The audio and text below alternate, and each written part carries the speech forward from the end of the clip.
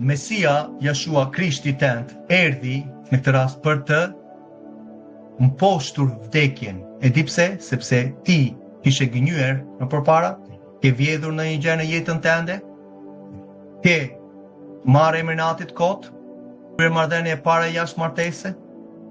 To janë shkeljet e urdhërimeve të ligjit të tia që ti dhe unë i kishim bërë më përpara. Dhe këto të çojnë në liçen e zjarrit. Di pse? Sepse paga e që Ati vendosi për ata që shkelin ligjin e tia është vdekja në këtë rast në liçen e zjarrit. Paga e mëkatit është vdekja.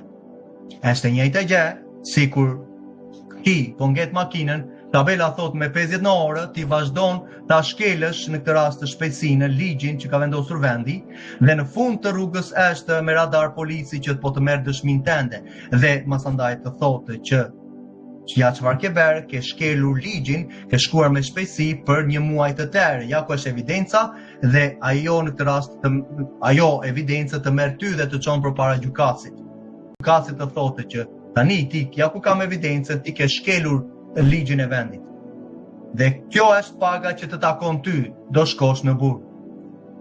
Kjo është paga që një njeri e meriton me ecjen e tia. Por imagjino që një person në këtë rast hyn në atë gjykatën, në dhomën e gjykatësit atje dhe thotë gjykatës, më fal, sa është paga e daljes nga gjykimi për që ky person të mos shkojë në burg? Është $40,000. Ja ku janë $40,000 dhe gjykatësi të le ty që ke shkelur ligjin e tia të lirë për shkak të atij personi që pagoi gjobën tënde, që ti të dilje e lirë nga gjykimi i gjykatësit. Është e njëjta gjë Mesia Jeshua krye në kryq për ty dhe për mua. Pagën që neve meritonim sepse kishim shkelur ligjin e Atit, Mesia e pagovi për ty dhe për mua me anë të sakrificës gjakut të tia. Që unë e ti të mos gjykoheshim, që nëse qëndrojmë përpara gjykatësit të madh, Atit tonë, për shkeljet e ligjit. Na shfaqsovi, themi. Prandaj unë lutem Atin nëse po më dëgjon, unë lutem Atin që ti të shkosh vetë përpara Atit në këtë moment dhe unë nuk dua që unë ta bëj lutjen e shpëtimit, sepse dua që ti ta bësh në zemrën tënde.